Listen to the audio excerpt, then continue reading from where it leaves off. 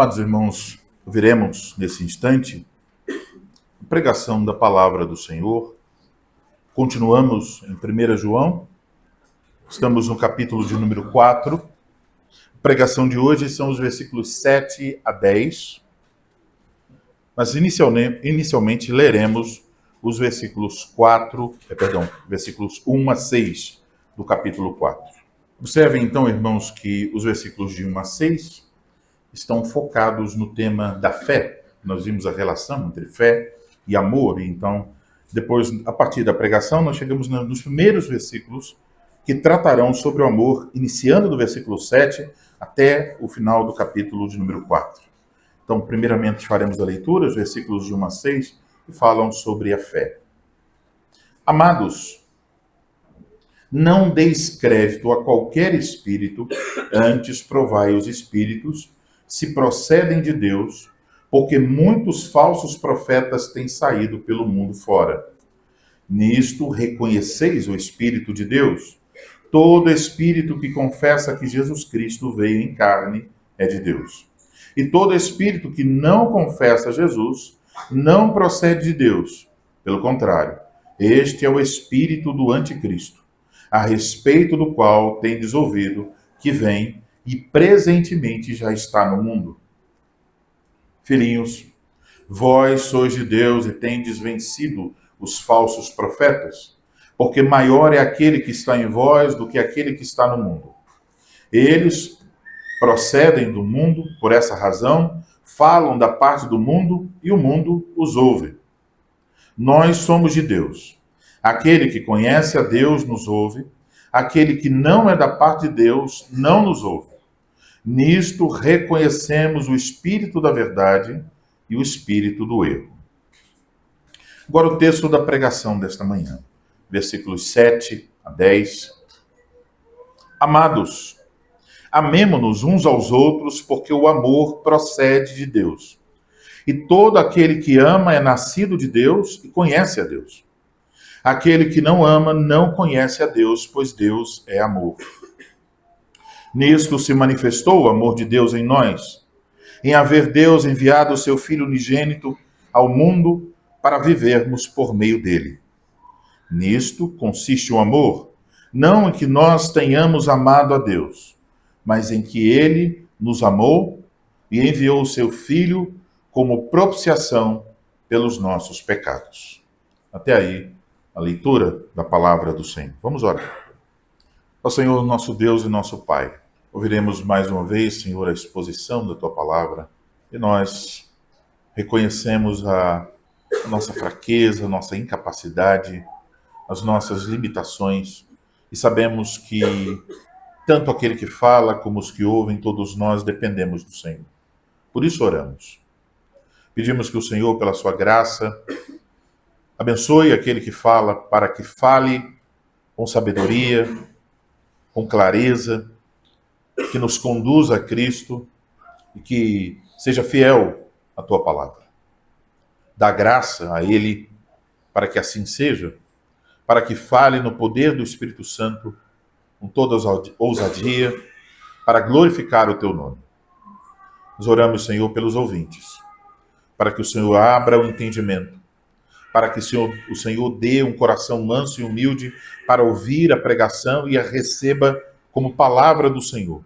Que o Senhor conduza cada um de nós aqueles frutos que são por Jesus Cristo para a glória do Teu santo nome. Nós oramos assim, em nome dele. Amém. Amém. Amados irmãos, em nosso Senhor Jesus Cristo, quando uma pessoa visita o mesmo lugar algumas vezes, é possível que a cada visita ela perceba alguma coisa nova, alguma coisa que não tinha visto antes. Por exemplo, crianças, imaginem que em uma primeira visita à minha residência, vocês tenham notado os livros infantis que estão na parte baixa da estante à direita na sala. Talvez em outra visita, crianças, vocês perceberam algum título específico desses livros. E talvez olharam para cima e viram, há um leão. E também disseram, olha, ali tem jogos, devem ser os jogos de Jeremias. Mas fica a pergunta, crianças, será que vocês viram o Fusca azul? Vocês viram o boneco do Senhor incrível escondido entre os meus livros? Vocês perceberam que há um apontador que é um cavaleiro medieval? Talvez vocês precisem ir mais vezes à minha casa para achar essas coisas. Para conhecer uma casa, você precisa visitá-la algumas vezes. Para entender um tema, você precisa estudá-lo algumas vezes. É por isso que nos 3 últimos domingos nós fomos conduzidos pelo apóstolo João mais uma vez a um tema que ele já vem tratando várias vezes na carta. O tema sobre a fé em Jesus Cristo. Ouvimos que nós devemos testar os pregadores, observando se o centro da mensagem deles é Jesus Cristo, e também observando quem dá ouvidos a esses pregadores. E como já foi observado, fé e amor andam de mãos dadas, e por isso, depois de falar sobre a fé mais uma vez, João retorna ao tema do amor mais uma vez. Isso é a 3ª vez que ele o faz aqui na carta, é a 3ª visita de João a esse tema. Ele o fez no capítulo 2, versículo 7 a 11, falou sobre o amor. Capítulo 3, versículo 11 a 18, falou sobre o amor. E não é à toa que ele é chamado de o teólogo do amor. E cada vez que João volta ao tema do amor, João nos faz olhar para algumas coisas que nós já vimos, mas também ele diz, olha ali, tem uma coisa nova que eu quero dizer a vocês. Ele apresenta novos aspectos desse tema. E isso é, claramente, meus irmãos, um indicativo de que o Espírito Santo quer que nós conheçamos esse tema. Porque não é apenas a pena de João, é a mão do Espírito Santo por trás dessas palavras. No texto dessa manhã, então, temos diante de nós uma parte da sessão concentrada no tema sobre o amor, e essa sessão sobre o amor, aqui do versículo 7 até o 21, é a sessão mais concentrada em toda a Bíblia sobre esse tema. Então, nós devemos dizer, abre-se hoje diante de nós uma nova parte desta grande sala, a sala do amor. Por isso, então, meus irmãos, eu vos anuncio a palavra de Deus nessa manhã sobre o seguinte tema: a manifestação do amor de Deus. Veremos 2 coisas. Primeiro, Deus manifesta seu amor através de nós. Versículos de número 7 e 8.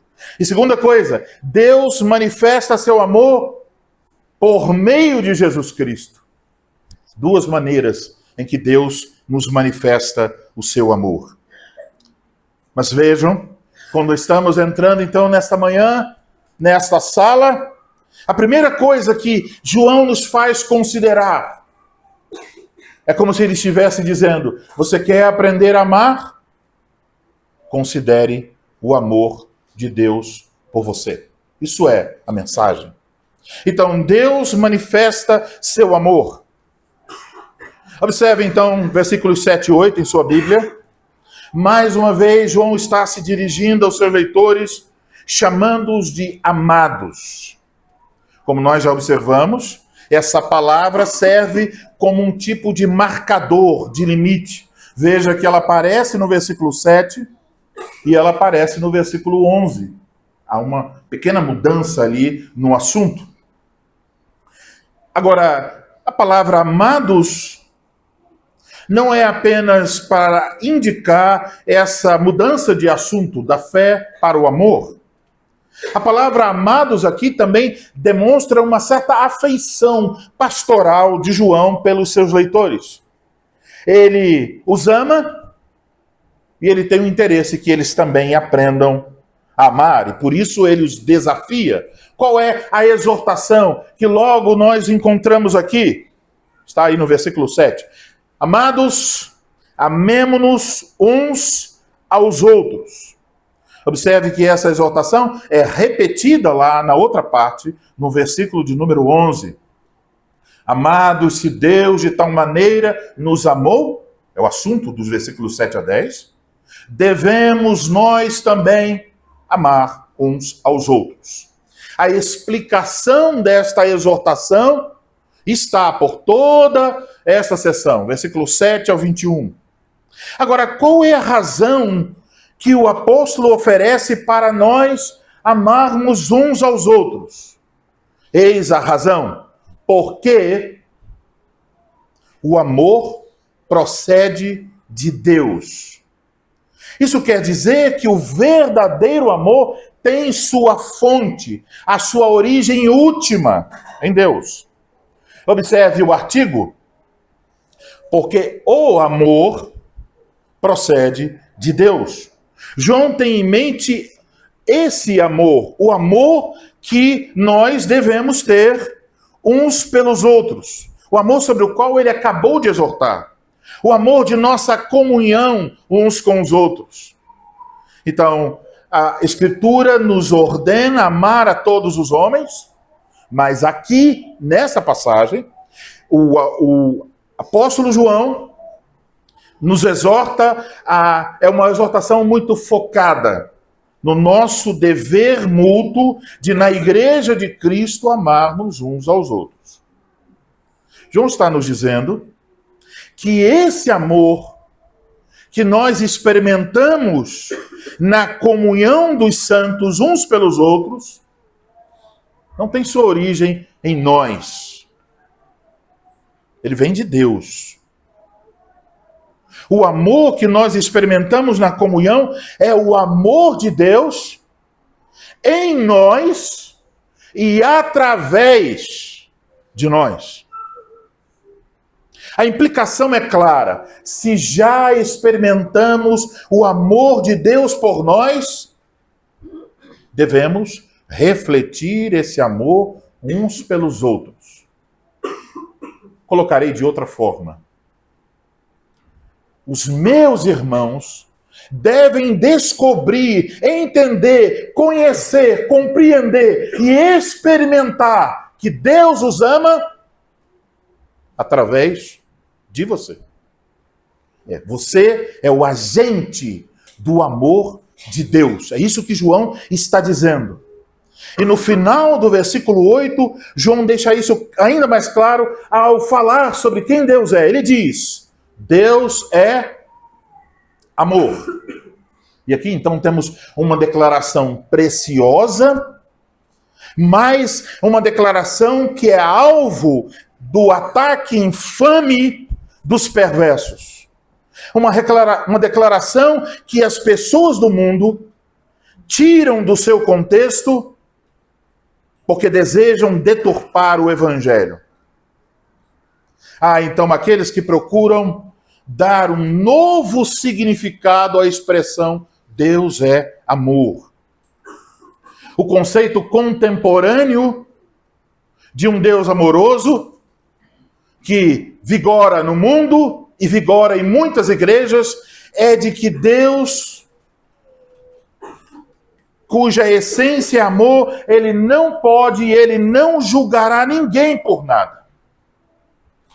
Deus é amor significa para essas pessoas do mundo e para os falsos crentes que Deus tolera todas as perspectivas teológicas, todos os tipos de culto, todas as perspectivas ideológicas e estilos de vida. Você pode ser qualquer coisa. Mesmo aquilo que a Bíblia proíbe, dirão eles, porque Deus é amor. Os teólogos modernos, então, eles fazem uma inversão que você pode perceber agora. A Bíblia diz, Deus é amor. E eles dirão, de maneira sutil, o amor é Deus. Isso é outra coisa. É mentira. No entanto, há então uma grande diferença entre como as pessoas hoje definem o amor de Deus e o que o apóstolo João está dizendo aqui, e o que o restante da Escritura também diz. A preocupação de João não é oferecer uma declaração ontológica do ser, da essência de Deus aqui. O que João tem em mente pode ser percebido quando nós lemos os versículos 9 e 10, que revelam a natureza amorosa de Deus, revelada na ação salvadora de Deus em nosso favor. Portanto, ao falar desse amor, João não está apresentando um conceito abstrato, filosófico, ideológico sobre Deus. João fala do amor de Deus em termos da ação concreta de Deus. Veja o versículo 9 e 10. Nisto se manifestou. Nisto consiste o amor. E aí você encontrará o verbo precioso. Deus enviou. É a ação de Deus. O ato de enviar é o amor de Deus em ação. Outro ponto importante, então, a observar esse tema sobre o amor de Deus, é que este amor aqui, descrito por meio da ação salvadora, não está separado dos demais atributos de Deus. É muito comum que os evangélicos pensem: olha, Deus é santo, Deus é justo, Deus é fiel, Deus é verdadeiro, Deus é eterno, mas acima de tudo, dirão eles, Deus é amor. Mentira. Não é acima de tudo. É com o amor. Então devemos dizer que o amor de Deus não é de forma alguma maior do que a sua justiça. Ele é amor e ele também é justiça. Como viremos hoje na pregação do Salmo 85, essas coisas se harmonizam em Jesus Cristo. Então podemos falar, o amor de Deus é justo e a justiça de Deus é amorosa. Sempre, sempre, juntos. Isso fica evidenciado em nosso texto, porque o texto fala que Deus, ao nos amar, enviou seu Filho para a propiciação dos nossos pecados. Deus está enviando o seu Filho para satisfazer a sua própria justiça. Amor e justiça estão revelados em Cristo Jesus. Ainda um outro ponto a considerarmos sobre essa questão é o significado da palavra amor. Tem uma palavra muito específica no texto grego, uma palavra conhecida, que pode ser definida como o amor da inteligência, o amor da compreensão, o amor do entendimento. Mas junto com este entendimento, combinado com ele, está o propósito. Então é um entendimento com propósito, um propósito de corresponder à compreensão. Explicarei isso por meio de um exemplo. Deus amou o mundo. É o testemunho de João 3,16, também aqui. Quando diz que Deus amou o mundo, está implícito. Deus olhou para nós, miseráveis pecadores, e ele nos viu no nosso estado imundo, condenável. Isso é a compreensão de Deus sobre a nossa condição. Mas Deus, entendendo nossa condição, estabelece um propósito, a nossa redenção. Ele então enviou o seu Filho, ele efetivou, executou uma ação purificadora para salvar-nos dos nossos pecados. Então, quando você pensa sobre o imperativo de Jesus, amai os vossos inimigos. O que significa isso? Significa que você chega a uma compreensão sobre o inimigo. O inimigo tem sede. Você entendeu? Ele tem sede. Agora, isso deve ser acompanhado de um propósito. O que você fará? você lhe dará de beber. Isso é o amor. Compreensão e ação. Você entende a necessidade, você executa o serviço para suprir a necessidade. É assim que a Bíblia descreve o amor de Deus. É assim que a Bíblia descreve e diz: ame seus inimigos. Não será um sentimento a respeito dele, você não os terá. Mas você vai ver a necessidade do inimigo, a fome que ele tem e dirá: eu vou providenciar comida. O pneu do carro dele furou. Eu vou parar e vou ajudá-lo. Compreensão e ação. Esse é, sem dúvida, o amor que procede de Deus. É o amor que Deus diz que nós devemos refletir uns para com os outros. Por isso, então, João, ao dizer essas coisas, completa: todo aquele que ama é nascido de Deus e conhece a Deus.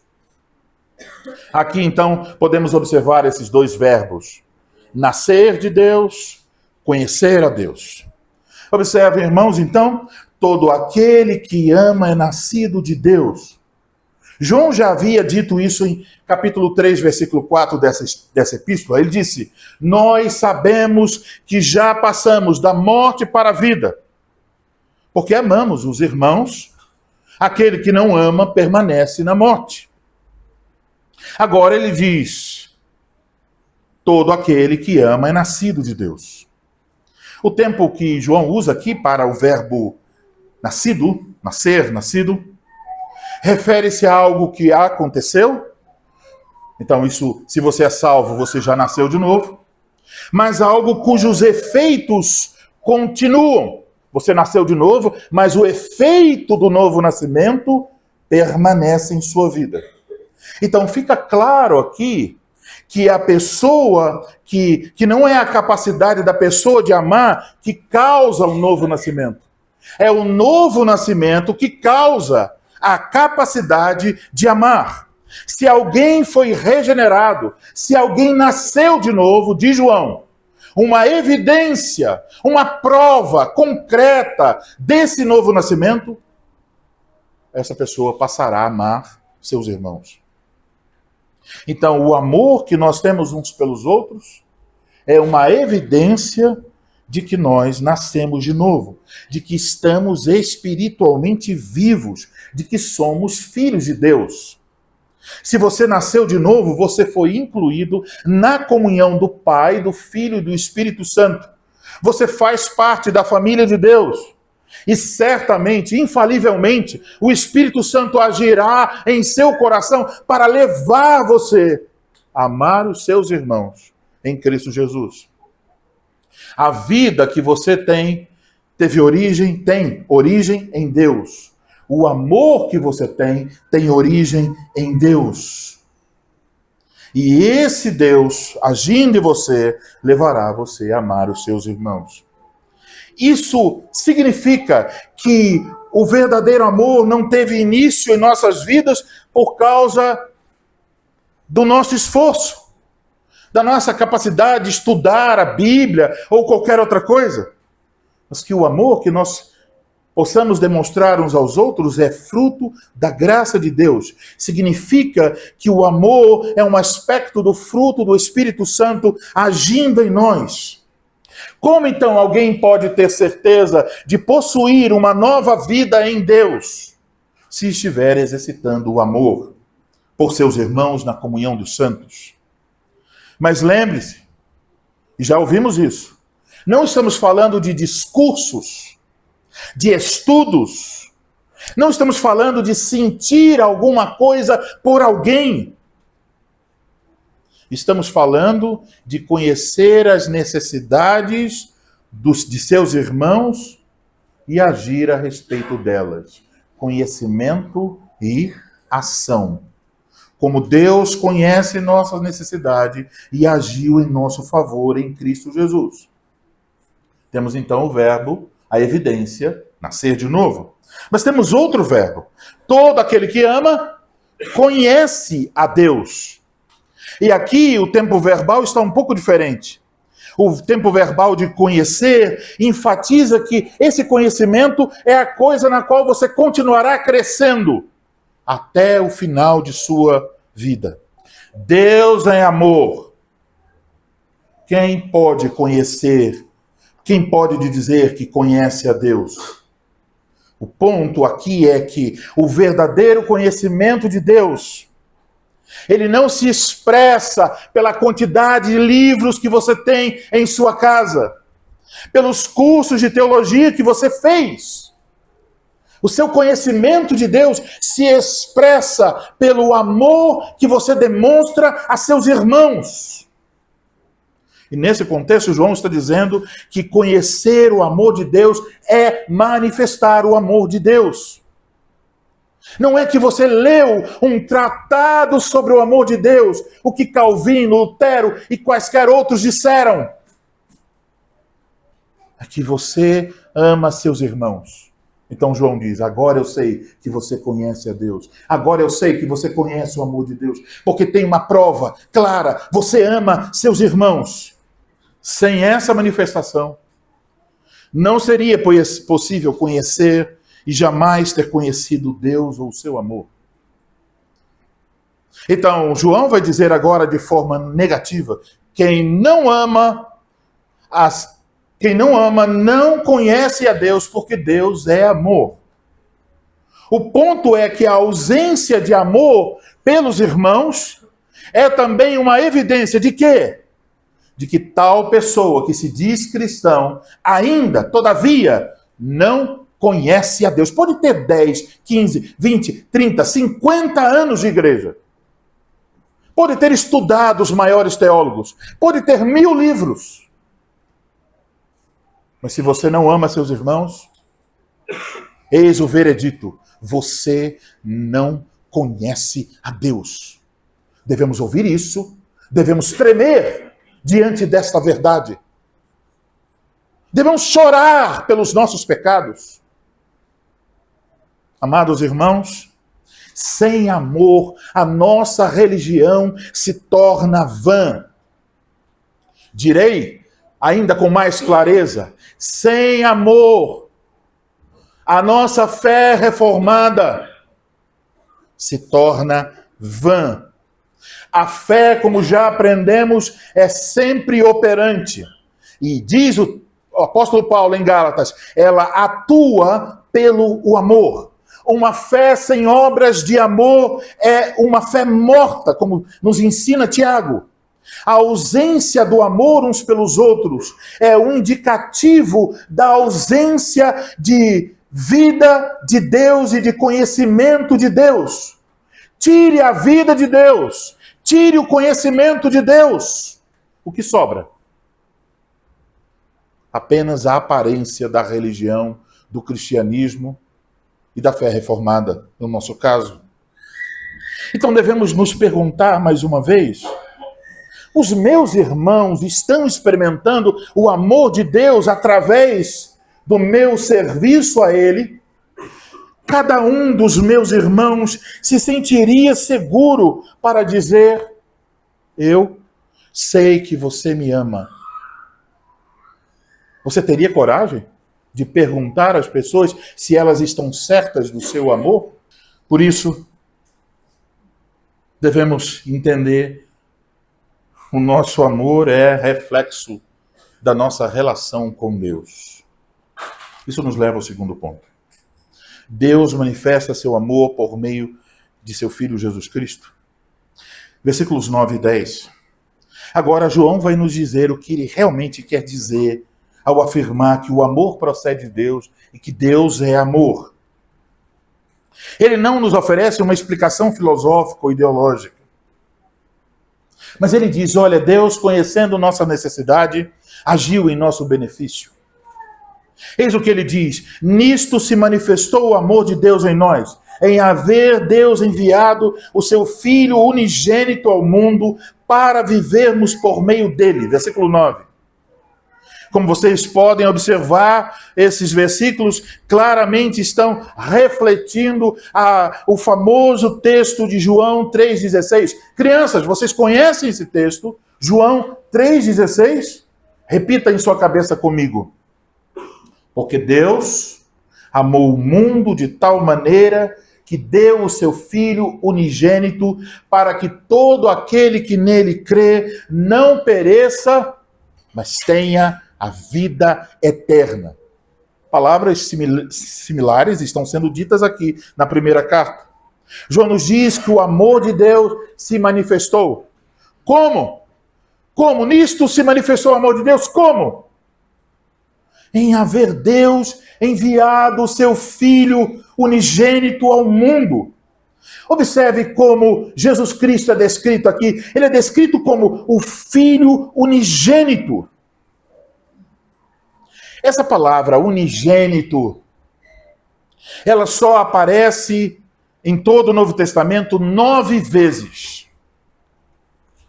Se você ler o Evangelho de Lucas e a carta aos Hebreus, encontrará ali essa palavra. E nesses 2 lugares, a palavra unigênito não tem a ver com Jesus. Em Lucas e Hebreus, ela tem a ver com uma pessoa, um filho de alguém. Mas quando diz filho unigênito, a palavra unigênito em todos esses casos, em Lucas e Hebreus, é adicionada não para dizer simplesmente que a pessoa é filho de alguém, mas para colocar, adicionar uma certa pungência a uma história, destacando: olha, esse aqui é o único, não tem outro, é o único filho desta pessoa. Você pode ver isso. Então, o contexto é que há uma ameaça, há um perigo, há uma necessidade. Por exemplo, quando fala sobre o filho da viúva de Naim, o seu único filho, é para dizer, ela não tem ninguém para cuidar dela. O seu único filho, o objeto único do seu amor, morreu. Isso destaca o sofrimento dessa mãe. Agora, lá no Evangelho e aqui na carta, João usa essa palavra 4 vezes. E toda vez que ele usa, ele está pensando em Jesus Cristo. É a respeito dele que ele está falando. E ele não quer dizer filho unigênito para focar na geração. O filho foi gerado pelo pai. Mas para enfatizar a singularidade de Jesus Cristo. Deus não tem nenhum outro filho como este. Este é o seu único filho. Está destacando a natureza, a profundidade do amor de Deus por você. Deus deu o seu único filho. Ele o enviou ao mundo para salvar pecadores. E o que o motivou? O seu amor por nós. O amor de Deus é profundo. O tempo verbal aqui do verbo enviar, Deus enviou, enfatiza as consequências permanentes. Ele o enviou uma vez, mas esse envio tem consequências que permanecem. Então Deus enviou o seu Filho e o envio tem efeitos permanentes.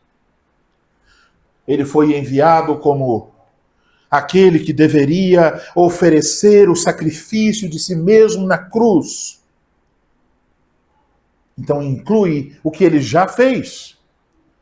Mas agora mesmo, o próprio João nos diz: olha, meus irmãos, não pequem, mas se vocês pecarem, vocês podem ter a certeza, vocês têm um advogado junto ao Pai, Jesus Cristo, o justo. O efeito da sua vinda permanece mesmo agora, quando ele está sentado à direita do Pai. A sua vinda promove uma mudança. Ele agora é o nosso eterno sumo sacerdote e rei. Ele intercede por nós, ele nos protege e cuida e nos governa. Ele foi enviado e o envio dele continua tendo um efeito sobre a vida daqueles por quem ele morreu. O propósito e o resultado desse envio é declarado em nosso texto. Para vivermos por meio dele. O nós aqui Refere-se à comunidade crente, à igreja do Senhor. Aqueles que receberam o amor de Deus responderam com fé a este amor. E então João está nos dizendo, veja, Deus enviou o seu Filho para que você que estivesse morto, por meio dele, pudesse viver. A fonte de sua vida, aí está, é ele, Jesus Cristo.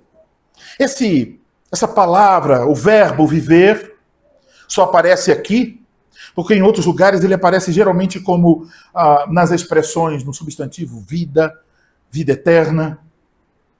E em todos os lugares nessa carta, a vida sempre está conectada a Jesus Cristo. Então, vida significa conhecer a Jesus, viver em Jesus.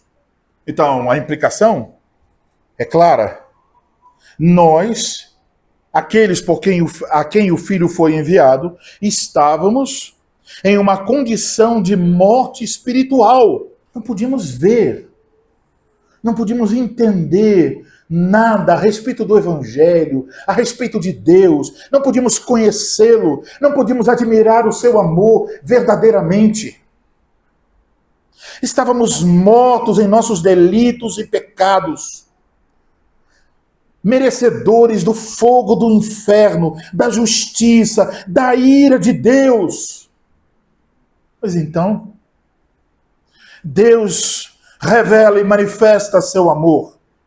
Por meio do seu Filho enviado, Deus transmite vida. Os que estavam mortos nasceram de novo. Como foi que isso aconteceu? Como foi que Deus nos tirou da morte para a vida? A resposta vem no versículo 10, onde lemos: enviou o seu Filho como propiciação pelos nossos pecados. E veja, mais uma vez João está dizendo, nesta ação de Deus, nisto consiste o amor. Observe, o texto não diz, Deus sentiu alguma coisa. Não diz, Deus falou alguma coisa. Mas diz, Deus fez alguma coisa. Eis o amor. Então, meus amados irmãos, percebam. Assim como a vida, o amor sempre revela sua presença pelos seus atos. Crianças, como que vocês podem ter a certeza, crianças, que o pastor Elianai está vivo agora? Aí onde vocês estão, vocês podem olhar para mim e dizer, está vivo. Sim? Como? Vocês estão vendo que eu estou me movimentando. Posso levantar os braços, abaixá-los, bater palma, sinais de que eu estou vivo. Mas crianças, se vocês encontrassem o meu corpo no chão, sem nenhum movimento, se vocês me tocassem e dissessem, pastor, e eu não respondesse, não houvesse nenhuma ação, talvez vocês correriam para os seus pais e diriam, mãe, pai, eu acho que o pastor morreu. Ele não reage. Aonde existe vida, existe movimento. Aonde existe amor, existe ação, evidência, prova. Então, como podemos saber que amamos? Quando agimos. Quando existem atos que comprovam nosso amor. O que Deus fez e que comprova o seu amor por nós. Aqui está. Ele enviou o seu Filho como propiciação pelos nossos pecados. Essa palavra, propiciação, ela aparece apenas em 2 lugares do Novo Testamento. Na carta de João, capítulo 2, versículo 2. E ele é a propiciação pelos nossos pecados, mas não somente pelos nossos próprios, mas pelos do mundo inteiro. E aqui, Deus enviou o seu Filho para a propiciação dos nossos pecados. Mas podemos entender essa palavra se olharmos para a tradução grega do Antigo Testamento, chamado Septuaginta. Então, essa tradução tem essa palavra lá, pegando o texto do hebraico para o grego, quando traduz, então tem essa palavra, propiciação, a mesma palavra grega. Aparece na versão do Antigo Testamento em grego, aparece 6 vezes. E aparece justamente nos textos que falam de sacrifício. Sacrifícios relacionados com a remoção do pecado. Então, com essa palavra, João está enfatizando que Deus enviou seu Filho para ser o sacrifício substitutivo, expiatório, para remover a culpa dos nossos pecados. Deus enviou seu Filho para resolver o problema do pecado, para que nós pudéssemos ter a vida eterna. Esta foi a grande expressão do amor de Deus. E com base nisso, o autor pode dizer: Deus enviou para a propiciação dos nossos pecados. Deus é amor. O amor de Deus encontra a sua explicação final na encarnação de Jesus Cristo e na crucificação de Jesus Cristo. O Evangelho, portanto, é um anúncio do amor de Deus. A Bíblia é, em certo sentido, uma carta de amor. Eis então, meus amados irmãos, o que a pregação do Evangelho nos diz. Deus ama você. E então você chega no culto e há um batismo. Qual é a mensagem do batismo? Deus ama você. E então você vem para a celebração da ceia do Senhor. E qual é a mensagem? Deus é amor. Deus ama você. João quer que seus leitores entendam o que é o amor. E por isso ele está dizendo: nisto consiste o amor. Não em que nós tenhamos amado a Deus. Em outras palavras, o amor não deve ser entendido em termos do nosso amor por Deus. Direi isso com uma clareza máxima. Atenção, não meça o amor pela régua do seu amor para com Deus. Essa não é a régua de medição. Não é.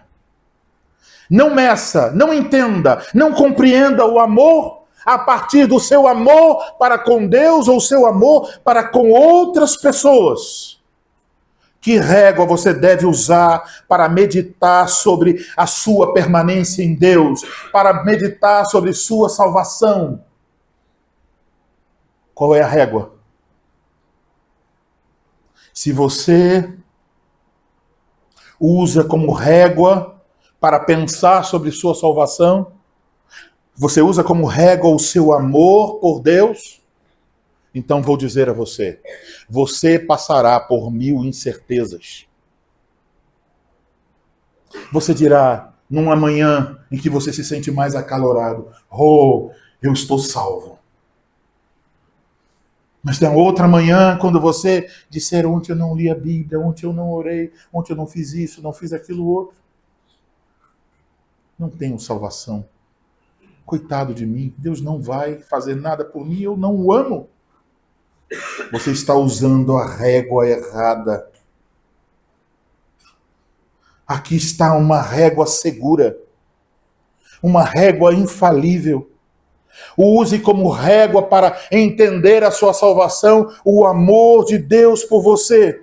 O amor que Ele manifestou ao enviar o seu Filho unigênito. Ouçam mais uma vez, nisto consiste o amor, não em que nós tenhamos amado a Deus, mas que Ele nos amou e enviou o seu Filho como propiciação pelos nossos pecados. O amor deve ser entendido com este fundamento, o amor de Deus por nós. O homem em sua condição natural não ama Deus, não ama o Filho que Deus enviou. Então, se você quer entender o amor, você não vai encontrar a resposta nos filósofos, nos livros, nos filmes. na sua experiência, nos seus sentimentos? A resposta está em Deus. O amor de Deus é eterno. O amor de Deus é livre. O amor de Deus é incausado, não há causa. O amor de Deus é espontâneo. O amor de Deus é intencional. Olhe para a encarnação do Filho de Deus. Olhem para a cruz. Olhem para a humilhação que o nosso Salvador assumiu ao se fazer homem. Olhem para a vida perfeita de Cristo.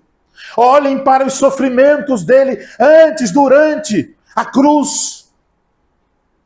Olhe para o sangue derramado e ouça por trás de cada uma dessas palavras o amor de Deus. Olhe para o grito de sofrimento: Deus meu, por que me desamparastes? Olhe para a sepultura vergonhosa, a carne do Filho de Deus sendo colocada na terra. Não há nada de romântico nisso. Não há nada de espetacular nessas coisas. Não há nada de belo. É uma cena triste. É uma cena brutal, sanguínea, violenta. Mas ainda assim não há nenhum amor que seja como este. Eis o amor. Ele é sacrificial. Então, ao olhar para Cristo, sua encarnação, sua vida, sua morte, eu digo a você, não tenha nenhuma dúvida. Se você está em Cristo, poderá dizer, à luz desta revelação: Deus me ama. Quando olhamos para a ressurreição, quando olhamos para a ascensão, quando olhamos para Ele assentado à direita de Deus, o Pai Todo-Poderoso, lembramos que tudo isso foi feito para o nosso benefício. Então não podemos dizer nada diante do Evangelho, senão: Deus é amor. Deus me ama. Ele não ama você porque você o ama. O seu amor não é a causa do amor de Deus. Ele não ama você porque na semana passada você leu a Bíblia todos os dias. Ele não ama você porque você foi fiel em oração. Ele não ama você porque você deu sua oferta, o dízimo. Ele não ama você porque você praticou a hospitalidade. Ele não ama você porque você é perfeito e faz as coisas corretas, certinhas. Nada em você é a razão do amor de Deus por você. É um amor incausado. É um amor incondicional. E vejam, nosso amor por Ele, o nosso amor uns pelos outros, tem a sua origem nesse amor de Deus por nós. O fundamento de nosso amor uns pelos outros não são nossos sentimentos, não são nossas expectativas, não são nossas experiências. O fundamento para o nosso amor uns aos outros é o amor de Deus revelado no Evangelho. Então não se trata de moralismo, se trata de evangelho, da ação salvadora de Deus. Então, se você me diz nessa manhã: pastor, eu quero aprender a amar aos meus irmãos, eu digo: olhe para o amor de Deus. E eu poderia, meus irmãos, agora mesmo, eu faria certamente com alegria, adentrar em como isso se aplica à vida da igreja. Mas isso ouviremos na próxima pregação, se Deus nos permitir. Agora, nós vamos encerrar com esta compreensão do amor de Deus que aqui nos é revelada. E eu quero então que você abra sua Bíblia para vermos uma outra parte da Escritura que nos ensinará exatamente a mesma coisa com outras palavras. Um texto que relaciona o amor e a obra de Cristo revelada no Evangelho. Abra sua Bíblia em Romanos, capítulo de número 8. E nós faremos a leitura do versículo 28 e 39, e com isso concluiremos. a partir do versículo 28. Sabemos que todas as coisas cooperam para o bem daqueles que amam a Deus, daqueles que são chamados segundo o seu propósito. Porquanto aos que de antemão conheceu, também os predestinou para serem conformes à imagem de seu Filho, a fim de que ele seja o primogênito entre muitos irmãos. E aos que predestinou, a esses também chamou. E aos que chamou, a esses também justificou. E aos que justificou, a esses também glorificou. Então eis a pergunta. Que diremos, pois, à vista destas coisas? Que coisas? As que acabamos de ler, nos versículos 28 a 30. Se Deus é por nós, quem será contra nós? Aquele que não poupou o seu próprio filho, antes por todos nós o entregou, porventura não nos dará graciosamente com ele todas as coisas? Quem tentará acusação contra os eleitos de Deus? É Deus quem os justifica? Quem os condenará? É Cristo Jesus quem morreu, ou antes quem ressuscitou, o qual está à direita de Deus e também intercede por nós. Quem nos separará do amor de Cristo? Será tribulação? Ou angústia? Ou perseguição? Ou fome? Ou nudez? Ou perigo? Ou espada? Como está escrito, por amor de ti somos entregues à morte o dia todo. Fomos considerados como ovelhas para o matadouro. Em todas estas coisas, porém, somos mais que vencedores por meio daquele que nos amou. Porque eu estou bem certo de que nem a morte, nem a vida, nem os anjos, nem os principados, nem as coisas do presente, nem do porvir, nem os poderes, nem a altura, nem a profundidade, nem qualquer outra criatura pode ou poderá separar-nos do amor de Deus que está em Cristo Jesus, nosso Senhor. Amém. Amém.